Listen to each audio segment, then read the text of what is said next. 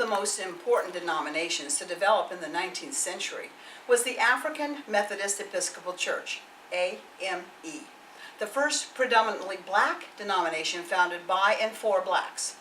As historians, it's important that we acknowledge the unpleasant facts of history and not gloss over parts of American history that may cast our nation in an unfavorable light. The AME was created because of racial discrimination, not in the South, but in the North. In 1787, the Reverend Richard Allen and other black members of St. George's Methodist Episcopal Church in Philadelphia had experienced too many instances of discrimination to remain at St. George's, but they stayed in the Methodist Episcopal denomination because Allen, quote, was confident there was no religious sect or denomination that would suit the capacity of the colored people as well as the Methodist for the plain and simple gospel. Dr. Benjamin Rush contributed to the building of Allen's church, and the Reverend Francis Asbury dedicated the building. By 1816, delegates from 4 new AME churches formed the official AME denomination. Richard Allen became the first bishop. He immediately set up the book concern, the AME Publishing House. The AME produced its first magazine in 1835, which evolved into the weekly newspaper, the Christian Recorder. By 1884, the AME published a quarterly journal, the Church Review. Both publications produced significant articles combating racism and promoting the uplift and self-determination of blacks. The AME was significant for several reasons. First, they were committed to the education of their people. The AME, according to Shannon Butler McCorrow, sponsored more colleges and universities during the 19th century than any other black denomination. They built Wilberforce University in 1856, the first college owned and operated by blacks. Their most important president was the Reverend Daniel Alexander Payne, an educator who also wrote the first history of the AME.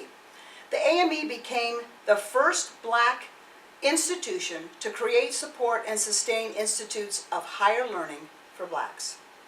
Second, the AME was a missionizing denomination, sending missionaries to Sierra Leone, Liberia, Haiti, and Santo Domingo. Third, key AME leaders were abolitionists. Richard Allen was an active abolitionist and political activist. He even raised black troops during the War of 1812. John M. Brown, who built 2 other black colleges, was a leader with the Underground Railroad. The Reverend Daniel Coker was a prominent abolitionist speaker. Fourth, the AME was active during the Civil War and Reconstruction. Bishop Henry McNeil Turner, according to John Michael Spencer, became the first black chaplain to the newly formed colored troops. In fact, AME preachers recruited troops for the Union Army. Turner was also active in the Republican Party. During Reconstruction, he and several other AME leaders served in Reconstruction legislatures and other political offices. According to the AME website, the AME churches moved into the collapsing Confederate States with Union permission to set up churches for the freed slaves. They also formed schools. By 1880, the AME operated over 2,000 schools, mainly in the South. Fifth, between 1880 and 1900, according to Lawrence Little, the AME printed articles in their newspaper and journal repudiating evolution, natural selection, social Darwinism, and polygenesis. AME churches were very disturbed by white Protestants who used the Bible to support the idea of the inferiority of blacks. Their scholars vociferously attacked racial theories, propounding the superiority of the white race. But even more importantly, Little stated that the Church Review editors believed that, quote, Christianity had the ability and promise to uplift and eventually liberate all people, regardless of race, end quote. Finally, the World Methodist Council stated that the AME was a pioneer in women's rights. Beginning with Richard Allen, women were allowed to preach and become bishops in the AME churches. Joanna Lee, ordained by Allen, was one of the first. Several others pastored churches or lead missionaries to Africa.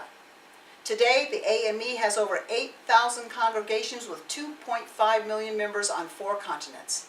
Its history shows it to be one of the most important black denominations to have developed.